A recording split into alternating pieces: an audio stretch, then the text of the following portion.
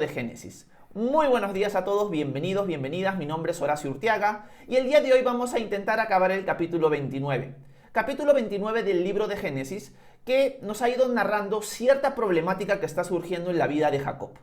Como ustedes han podido ver en la clase anterior o han podido oír en la clase anterior, Dios en cierto sentido le está mostrando a Jacob que no se ha salido con la suya, que el engaño que él perpetuó contra su padre Isaac fue de una manera equivocada. O sea, el hecho de engañarlo fue algo que Dios no aprobó. Él pensó que se había salido con la suya y quizás que Dios estaba de acuerdo con lo que había hecho.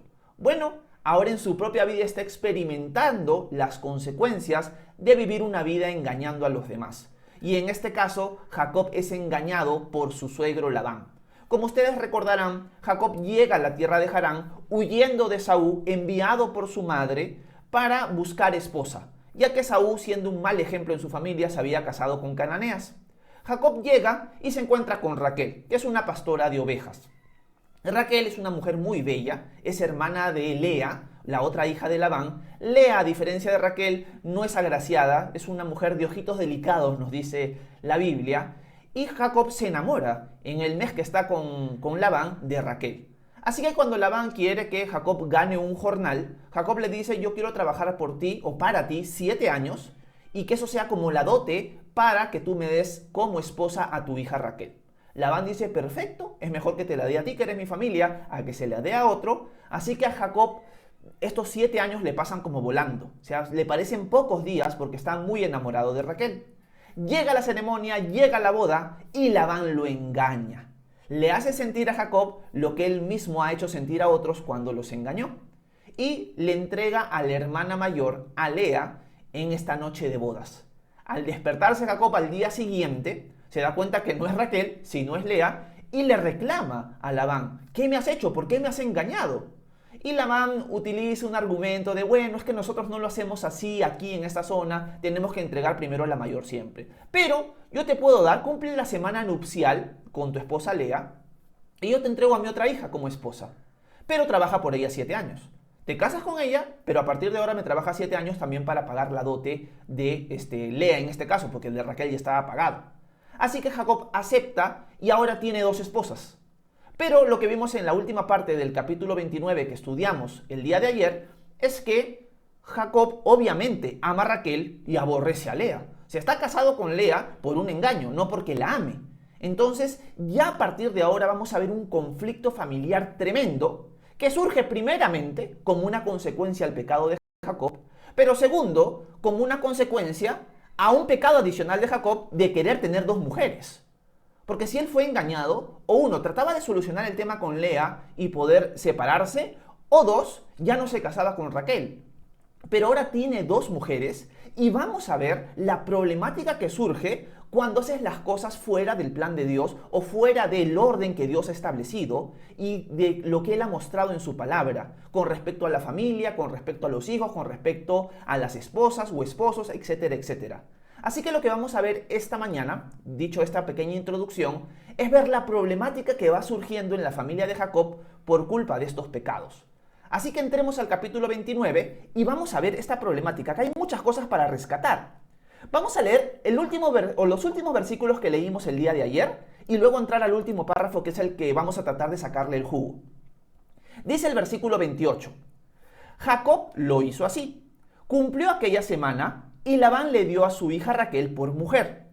A su hija Raquel Labán le dio por criada a su sierva Bilhá. Y Jacob se unió también a Raquel y la amó mucho más que a Lea. Y trabajó para Labán 7 años más. Versículo 31.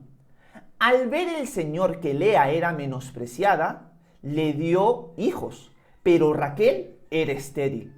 Y Lea concibió y dio a luz un hijo, y le puso por nombre Rubén, pues dijo: el Señor ha mirado mi aflicción, así que ahora mi marido me amará.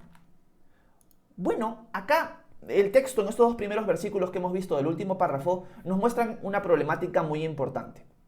Primero, nos muestra la sabiduría de Dios, por la cual Él desde el principio, desde la creación, dijo lo siguiente: el hombre dejará a su padre y a su madre, se unirá a su mujer y los dos serán un solo ser.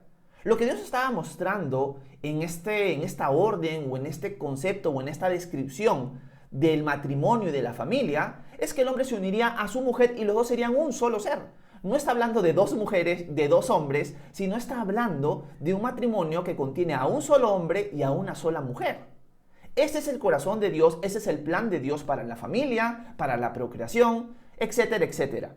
En cambio, Jacob está haciendo las cosas mal, porque ahora tiene dos mujeres. ¿Y cuál es la problemática de tener dos mujeres y salirse del orden de Dios? Que ahora Jacob ama a Raquel, pero aborrece a Lea. Por lo tanto, ahora, esta familia, que está conformada por ahora de 3 individuos, ya está teniendo cierta fricción. Porque pónganse a pensar en Lea. Primero, al final toda esa familia es culpable, porque Labán le dijo a Lea que se acostara con Jacob. Lea pudo haberle dicho a Labán, no, lo siento, esto está en contra del pacto que tú has hecho con Jacob, esto está en contra de la voluntad de Dios, pero en esta cultura patriarcal y machista, la hija simplemente se tenía que someter. Y lo más probable es que Lea también haya estado enamorada de Jacob. Por lo tanto, al final todos tienen parte en este asunto. Pero, aunque todos tienen parte en este asunto, miren todo el daño que ahora se está causando. Porque esta mujer, llamada Lea, está siendo aborrecida por su esposo. Ella se casó primero. Por lo tanto, ahora se siente despreciada, va a entrar en una competencia con su hermana y los hijos que van a surgir en esta familia van a sufrir un montón. Y se van a crear traumas en esta familia, daños en esta familia, simplemente por no hacer las cosas como Dios lo ha puesto en su palabra y como Dios lo ha mostrado a través de su corazón en la creación. Y esta es una problemática que nosotros vemos el día de hoy. La historia de Jacob con Raquel y Lea es una historia que se repite en nuestra sociedad diariamente. Y estos son los problemas que ocurren cuando nos salimos de la voluntad de Dios y queremos hacer las cosas a nuestra manera o como nuestra cultura lo dice. Eso es algo muy importante de entender. Una de las cosas que quisiera agregar aquí, que es importante, es que cuando Dios nos da mandamientos, cuando Dios muestra un orden, no lo hace porque Dios sea un dictador y quiere que nosotros lo obedezcamos porque Él es el jefe y punto. Sino Él siempre nos da mandamientos, Él siempre nos muestra un patrón, un orden, porque sabe que es lo mejor para nosotros. Pónganse a pensar, si Jacob hubiera seguido el orden de Dios, su vida sería completamente distinta a la que él está empezando a experimentar ahora con esta familia disfuncional. Está aborreciendo a su primera esposa y además de eso, déjenme ver, y además de eso, no solamente Jacob está aborreciendo a su esposa, sino está creando una competencia entre hermanas. Se está causando una división entre la familia. Por lo tanto, esto es algo que nosotros tenemos que tener claro. Cuando nos salimos del orden de Dios, las cosas van mal. Lea queda embarazada. Y al quedar embarazada, porque si se dan cuenta en el texto, Dios ve que Lea es aborrecida y que Raquel es amada, y Dios en su voluntad cierra la matriz de Raquel y bendice la matriz de Lea. O sea, le permite a Lea tener hijos, pero a Raquel no. Qué interesante es esto, porque en la mente de Jacob quizás está lo siguiente: Dios me ha bendecido, Dios ha dicho que por medio de mí va a venir una gran descendencia, se va a armar una nación, y por medio de mí va a venir ese descendiente que estamos esperando, que va a pisar la cabeza de la serpiente, y yo quiero que Raquel sea la madre de estos descendientes. Pero Dios dice: un ratito, Jacob, las cosas no salen a tu manera, tú has sido un engañador, y ahora las cosas van a salir como yo estoy diciendo, porque siempre tiene que haber sido así. Por lo tanto, yo deseo que Lea sea la madre de tus hijos, yo deseo que Lea sea la madre por la cual se va a armar la nación y por la cual va a venir ese descendiente que va a salvar a la humanidad. Así que Lea empieza a tener hijos. Y el primer hijo, el primogénito, vamos a decirlo así, se llama Rubén. Rubén significa he aquí un hijo. Eso es lo que significa a Rubén. Pero si ustedes notan la frase de Lea cuando nace Rubén, van a ver un problema muy importante en este pasaje. Así que vamos a volver a leerlo. Si se dan cuenta, el versículo 32 dice lo siguiente: y Lea concibió y dio a luz un hijo, y le puso por nombre Rubén, pues dijo: el Señor ha mirado mi aflicción, así que ahora mi marido me amará. Noten esto, Lea está pensando equivocadamente que el hecho de darle un hijo a Jacob va a hacer de que Jacob la ame a ella. Dato importante: el hecho de que tú le puedas dar un hijo a alguien no significa que esa persona te va a amar. Y yo creo que estos pasajes nos muestran mucho la problemática de nuestra sociedad del día de hoy y la problemática que hay con muchas mujeres también el día de hoy. Si nos enfocamos en Lea, podemos ver que esta mujer refleja a muchas mujeres el día de hoy, que piensan que por darle un hijo a la persona que ellas aman, por más que son despreciadas, a la hora que se lo den, este hombre las va a amar recién. Y esa es una mentira. Si es algo por lo cual tú estás pasando en este momento, o por lo cual tú has pasado, o por lo que piensas que quizás puedas hacer, te estás equivocando. El amor no es por un hijo. Quizás este hombre va a amar a su hijo, pero no necesariamente te va a amar a ti, por el hecho de que tú le des un hijo. Hay personas que piensan eso, hay personas que piensan, bueno, si yo le doy un hijo a esta persona que tanto amo, aunque me desprecia, me va a amar. Así no funciona la cosa.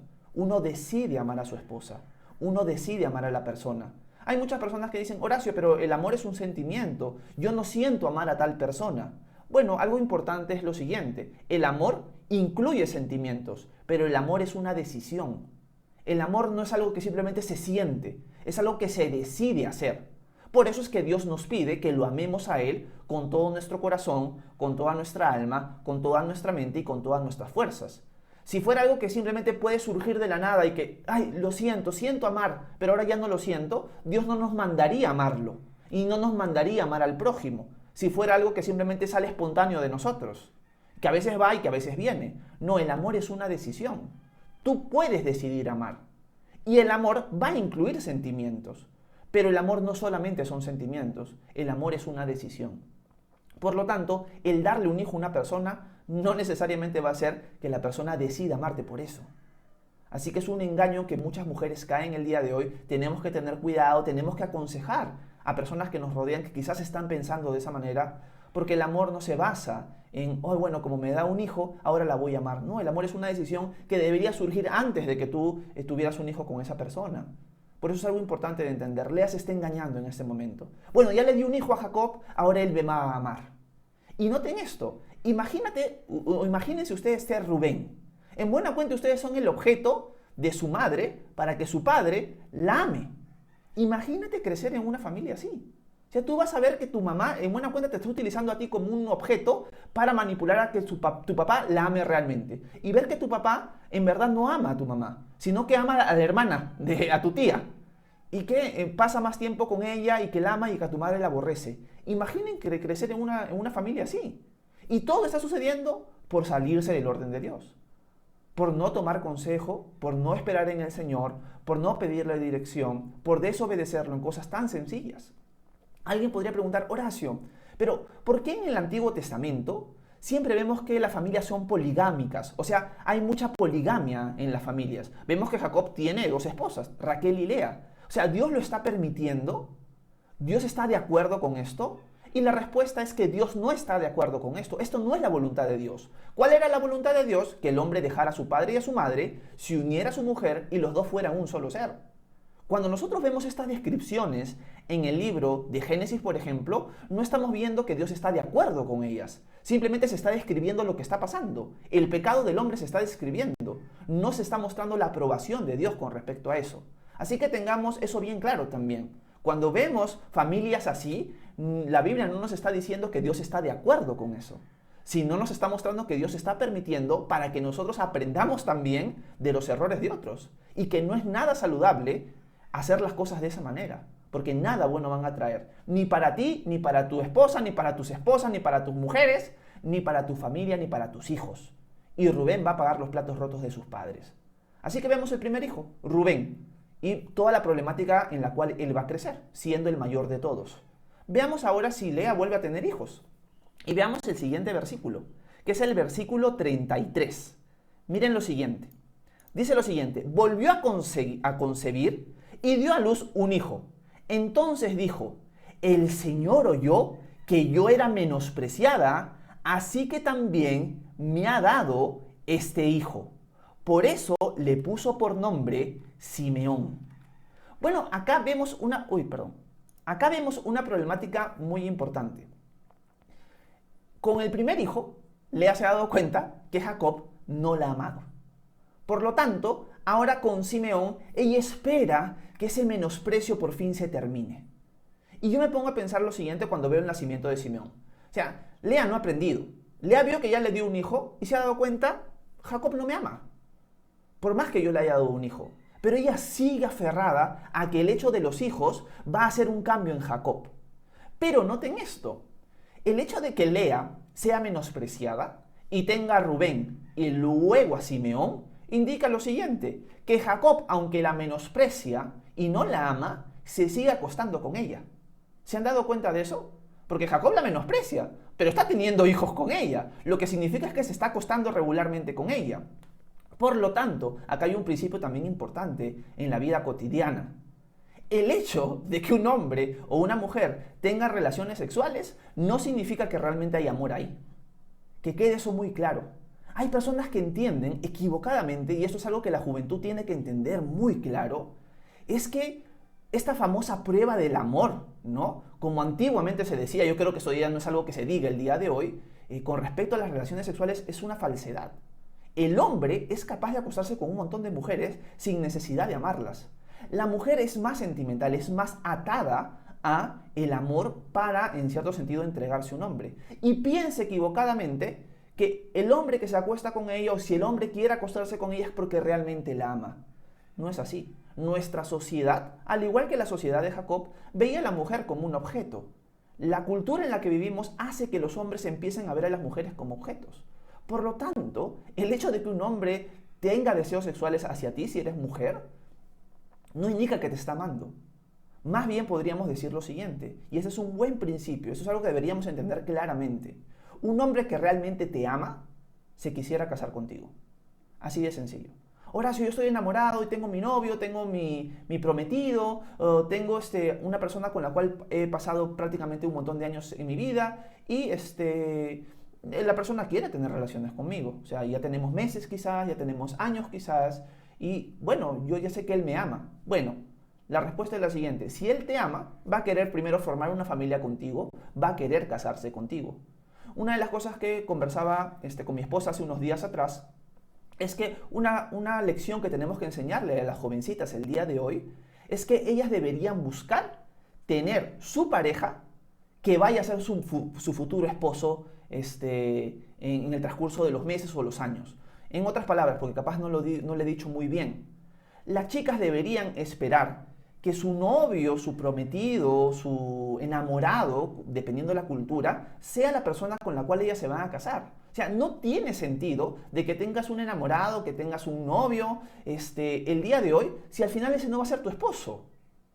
Porque una persona verdaderamente que te ama va a querer que tú seas la madre de sus hijos, va a querer que tú seas la compañera en toda su vida y que formen una familia juntos. Pero si no sucede eso y simplemente es un hombre que quiere acostarse contigo, eso no indica que te ama. Eso es algo muy importante de entender. Nuestra sociedad no lo entiende así. Y yo creo que este pasaje en el libro de Génesis nos está mostrando claramente, a través de la vida de Lea y a través de la vida de Jacob, todas estas cosas que están mal en nuestra sociedad. Así que es importante eso.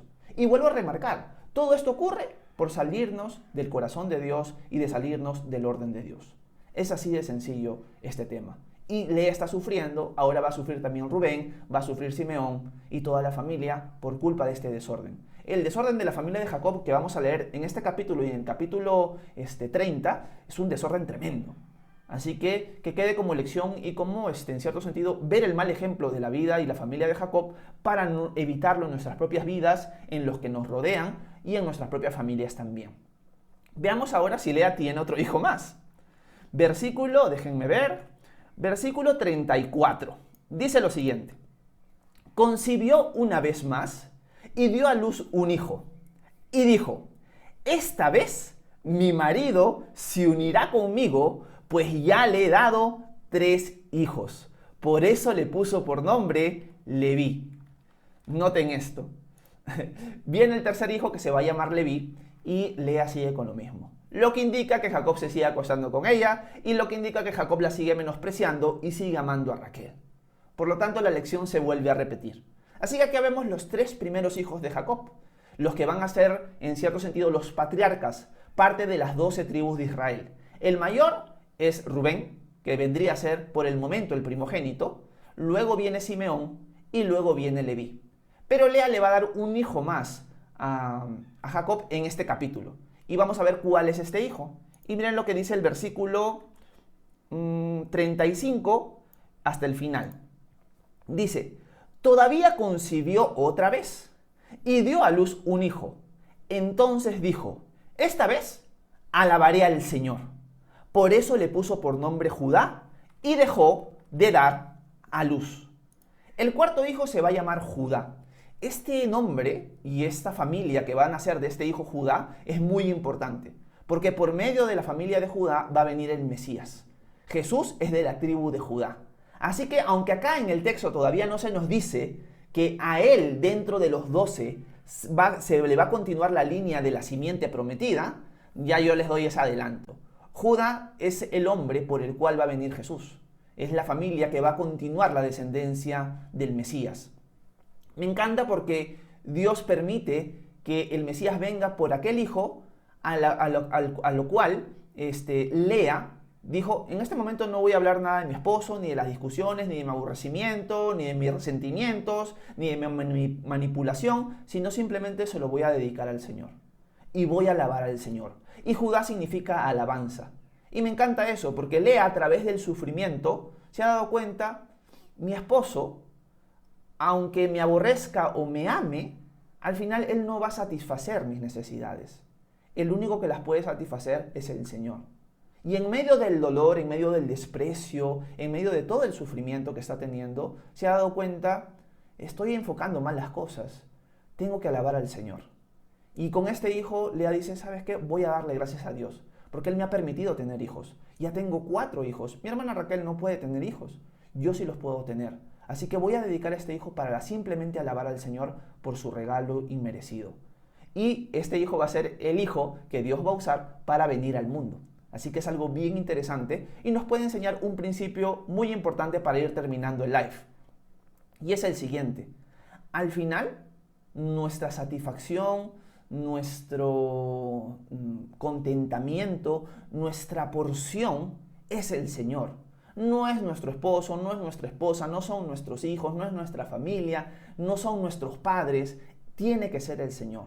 Porque cuando el Señor es nuestra porción, cuando el Señor es nuestra satisfacción, cuando el Señor es lo que llena todo, vamos a estar primeramente llenos, vamos a estar primeramente satisfechos, nuestra sed va a ser saciada correctamente y vamos a poder tomar decisiones correctas en el transcurso de nuestra vida con respecto a nuestra familia, a nuestra futura esposa o esposos, con respecto a la crianza de nuestros hijos, con la correcta honra a nuestros padres, etcétera, etcétera. Pero todo empieza teniendo primero como porción al Señor. Y desde ahí podemos caminar correctamente. Pero cuando ponemos el orden al revés y empezamos a buscar nuestra satisfacción, nuestro contentamiento en cosas que nos fallan, como puede ser nuestra familia, nuestros hijos, nuestros esposos, nuestros padres, etcétera, etcétera, las cosas salen mal. Y por último, el ejemplo perfecto que nosotros tenemos de un matrimonio es el matrimonio de Cristo con su iglesia. Jesús no se casa con varias iglesias, sino se casa con una iglesia. Y Jesús es fiel y ama voluntariamente a esa iglesia. Y la ama inmerecidamente. Eso es lo que nosotros deberíamos buscar en nuestras familias, en nuestros matrimonios, en nuestros futuros matrimonios, en nuestras futuras parejas, porque es ahí cuando glorificamos a Dios. Y cuando nosotros glorificamos a Dios, obviamente las cosas lo más probable es que surjan de una manera muy saludable y que va a ser para nuestro beneficio y para la gloria de Él. Eso no implica que no van a haber problemas, o sea, van a haber problemas, somos pecadores. Pero cuando lo hacemos las cosas de una manera correcta, nuestros hijos crecen en un ambiente saludable, nuestros hijos tienen un ambiente donde pueden ver a Dios obrar y van a ver el amor de sus padres que muchas familias no tienen. Por lo tanto, yo tengo la gratitud al Señor de que mi hija va a poder crecer en una familia que ama a Dios y que se ama mutuamente y que ha decidido voluntariamente casarse, que lo estamos haciendo en el orden correcto y ustedes pueden escuchar en este momento que mi hija está tocando la puerta y yo estoy feliz de que mi hija pueda buscarme, pueda encontrar en mi refugio, pero ahora mi deber es que yo pueda guiarla a ella a que busque su refugio y su satisfacción no en nosotros como padres, sino en el Señor, porque nosotros somos imperfectos, en cambio el Señor es perfecto. Así que al final de todo, que nuestro centro y nuestra satisfacción sea el Señor. Porque cuando partimos de ahí, todas las cosas salen bien, en el sentido de ordenadas conforme al corazón de Dios. En cambio, cuando lo hacemos como Jacob, miren todo ese desastre. Y van a ver que ese desastre va a continuar en los siguientes capítulos. Así que es un capítulo triste. Todo lo que estamos leyendo aquí es algo muy triste, porque va a traer muchas consecuencias para sus hijos y para su familia. Así que espero que este pequeño devocional les haya servido de edificación. Si tienen alguna pregunta, alguna duda, algún comentario, por favor háganmelo saber, que con gusto voy a intentar responder sus preguntas en los siguientes minutos. Que Dios los bendiga, muchas gracias por su atención.